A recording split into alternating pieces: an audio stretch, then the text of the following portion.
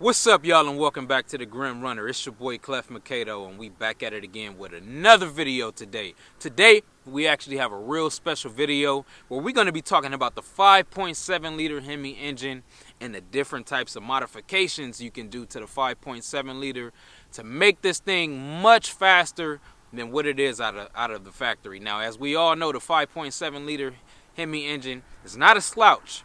375 horsepower, 410 pound-feet of torque. But this engine definitely needs to be wakened. It's definitely restricted out of the gate from Dodge. And we're going to talk about different ways of opening this engine up and if these modifications are actually worth it. So if you're new to the channel, make sure you go ahead and you smash the thumbs up on the video. Make sure you subscribe to the channel.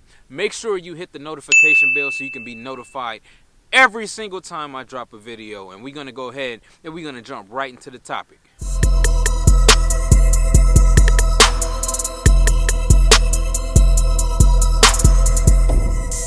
All right, y'all, so let's go ahead and jump right into it. So the first question you want to ask yourself is, why do you want to mod this 5.7 liter Hemi engine? Just why? Because I'm going to be 100% honest. Just right out the gate, sometimes it might be better to go ahead and go with the Scat Pack.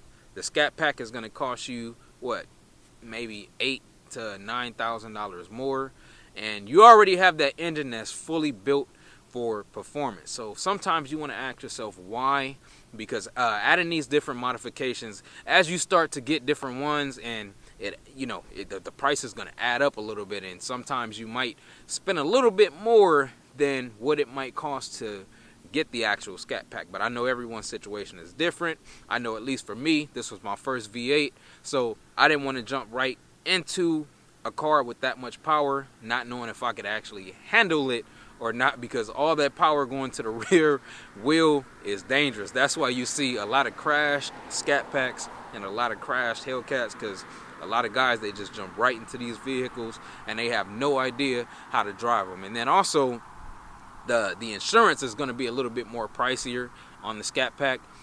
Now, a sneak way of, if you have the money to just blow and you want to make this your project car, you can get the 5.7 liter 5.7 liter Hemi engine, mod this thing out, and still be paying the same type of insurance for the 5.7 liter Hemi engine, but you got that Scat Pack power. So you gotta sit and you really have to think about all of these different things. Now, the first thing we go talk about as far as what's going to give you the most gains, at least to my research, is going to be the cam. You definitely want to go with a cam, whether it be a 6.4 liter cam, whether it be a 270 cam. That's going to get you the bulk and the majority of your actual power. Now, also keep in mind, you definitely have to keep this in mind, guys and gals, because I know we got a lot of girls on the channel too. Is it worth modifying? Because if you have a brand new car like mine only has about 3,000 miles. I don't even think I've hit the 3,000 mile mark, but it's still fully under warranty. So as you start going into this engine, you definitely going to void that warranty. So you really have to take that into exception. But that main thing that's going to give you the bulk of your power is going to be the camshaft. Now, in addition to upgrading the air intake system from the actual engine, the throttle body, as we talked about, the cold air system, whether you go with the Hellcat air intake box or a standard cold air intake, and the manifold, you definitely want to go with the catback exhaust. Now, don't get me wrong, the actual exhaust that comes factory from Dodge is pretty decent. It sounds absolutely amazing, but it's also heavy. Now, when you go with the catback exhaust from a reputable company like Corsa, and I'm pretty sure there's plenty others out there. I'm just thinking of the first one that comes off the top of my head. But the good thing about those systems as well is those things are a lot lighter than the factory exhaust system, and it's all about weight with these cars, because these things are absolutely heavy. Everybody likes to call a Challenger a boat. The Charger is pretty heavy. So if you can lighten the load a little bit and get rid of, all of that heavy metal and replace it with a nice high flow catback system that's actually lighter. That's definitely gonna help you out in that horsepower and torque category. All right, now I'm gonna go ahead and jump into the actual tires, man. This is my sleeper pick. As you all know, as soon as you change your tires out, you get an additional 5 horsepower, 5 additional horses. Nah, I'm just playing. I'm just joking. I'm just joking about that. No, but in all seriousness, the tires aren't going to give you an actual horsepower gain. What the tires will do, though, is give you a lot better traction, which is going to help you get off the line a lot faster, and it's going to help you. It's going to help your car hug the road. Now, I have no idea, once again, why Dodge puts these 245s on the RT and the Scat Pack. I'm not sure if the Hellcat comes with 245s, which I don't believe they do, but definitely get these 245s off and go with the 275 tire. And if you have the actual 8-inch wheel that comes from the factory, you can get away with the 275. It's going to be hard to find a shop that'll be willing to put the actual 275 on an 8-inch wheel, but preferably it's best to have a 9-inch wheel on these actual on the actual 275 tire. All right, now on to the last and final kicker to maximizing the power out of all those different modifications is going to be the tune. You have to have a good tune, bro, because you can do all of the different bolt-ons, you can do the exhaust.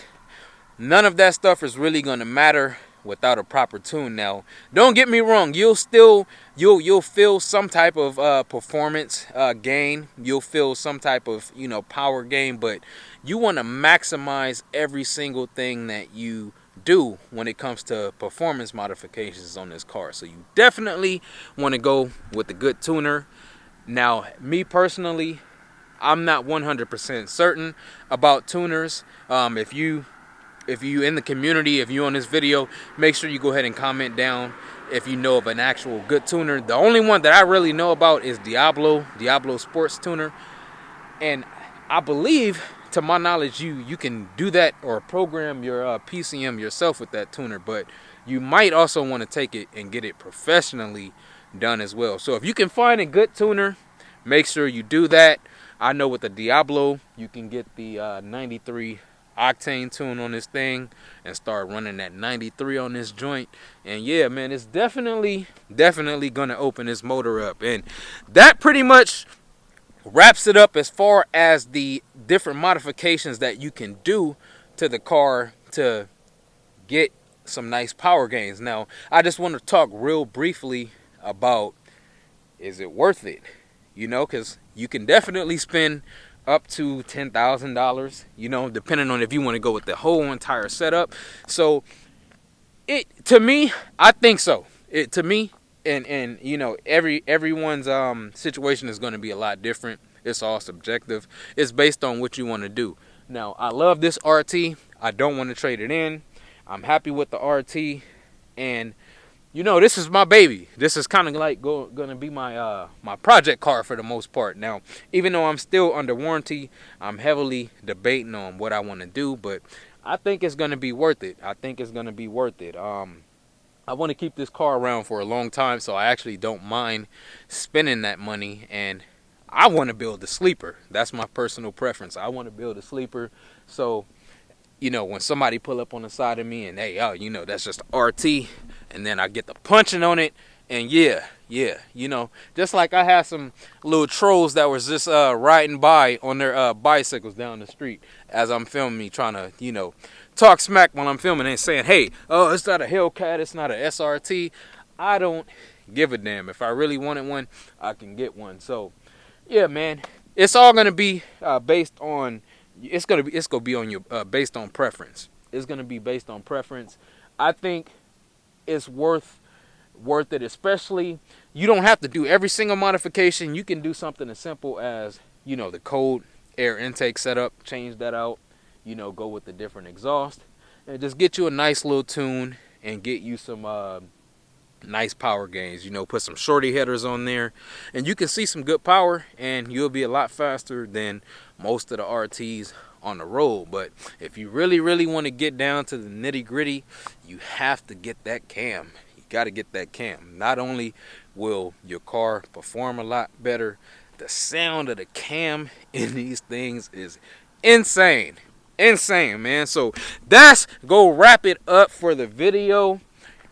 I hope you guys enjoyed the video. These are just my takes once again on the different mods that you can do to the 5.7 liter Hemi engine to wake this thing up. So make sure you go ahead and drop in the comments if I forgot something. I appreciate all of you guys for tuning into the channel. I appreciate y'all for, you know, consistently watching the videos. I appreciate y'all for engaging with the content and supporting the channel, man. So once again, if this is your first time tuning in, make sure you go ahead and subscribe. Make sure you smash the thumbs up, and make sure you hit the notification bell so you can be notified every single time I drop a new video. And that's gonna wrap it up, man. I'll be back on Friday with another one.